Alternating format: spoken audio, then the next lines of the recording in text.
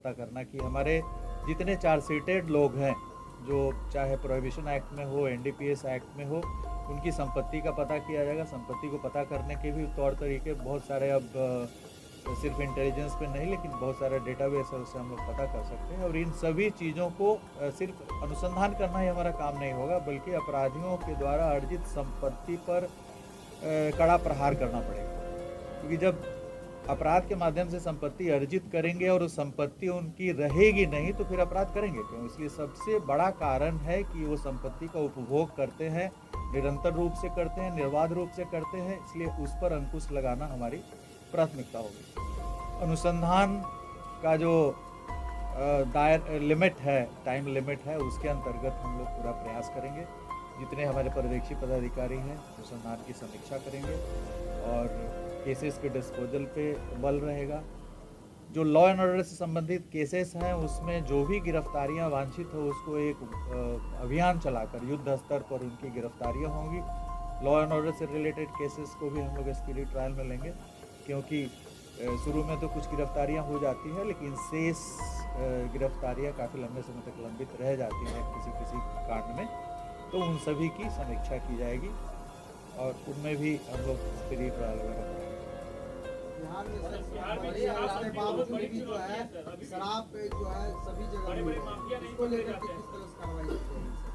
तो जो भी केसेस दर्ज हो रहे हैं, उसमें जो बैकएंड्स पे भी और फॉरवर्ड लिंकेज और बैकवर्ड लिंकेजेस है, वो देखा जाएगा कांडों में कि backward linkages and forward linkages पे काम हुआ है या नहीं हुआ है। यदि नहीं हुआ है तो उस पर कड़ी कार्रवाई की जाएगी और गहन समीक्षा की जाएगी कांडों की। और कांडों की समीक्षा मैं 9 साल लगभग सीआईडी में रहा हूँ, तो केस की समीक्षा कैसे की जाएगी उसका अनुभव हमें पूर्व से भी प्राप्त है। तो केसेस की समीक्षा वार फुटिंग पे कराएंगे और जो भी आईओ इसमें वांटिंग पाए जाएंगे, जो पाए जाएंगे लापरवाह, सुस्त पाए जाएंगे, उनको डिसमिसल की कार्रवाई की जाएगी। भारी संख्या में हम लोग रूथलेसली उनको निकाल देंगे पुलिस से।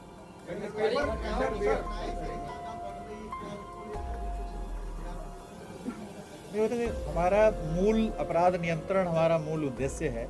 अपराध नियंत्रण के लिए पुलिस की विजिबिलिटी बढ़ाई जाएगी और अभी हमारे पास डायल 112 के भी करीब 2000 वाहन उपलब्ध हो गए हैं। तो डायल 112 हो या थाने के अंदर जो पेट्रोलिंग व्हीकल्स है, रोड पेट्रोल्स के लिए भी व्हीकल्स खरीदे गए हैं। तो ये जितने भी प्रकार की पेट्रोलिंग है, beat road patrolling, beat foot patrolling, beat शहरी पेट्रोलिंग हो, और पदाधिकारियों को सड़क पे दिखना चाहिए, उनकी विजिबिलिटी हम लोग देखेंगे। जो भी डीएसपी हैं, इंस्पेक्टर है, they should be seen on the road.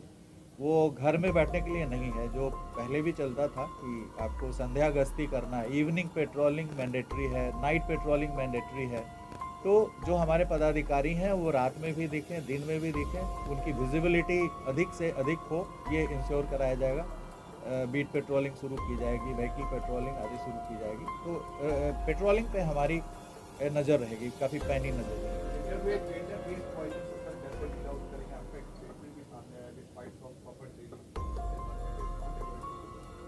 नहीं, we have done excellent work in gender based violence. आपको याद होगा कि एक दौर था जिस समय वीडियो वायरल, आई थिंक 2017-18 में काफ़ी सारे केसेस हुए थे वीडियो वायरल के।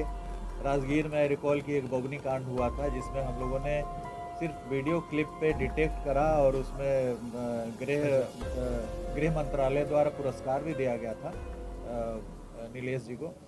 और उसको रिकॉर्ड टाइम में हम लोगों ने ट्रायल करा करके सजा भी कराया। करीब दर्जनों कांड जेंडर बेस्ड वायलेंस के आए थे। वीडियो वायरल वाला एकदम हर सप्ताह में उस समय आ रहा था, तो उस पर हम लोगों ने काबू पाया था।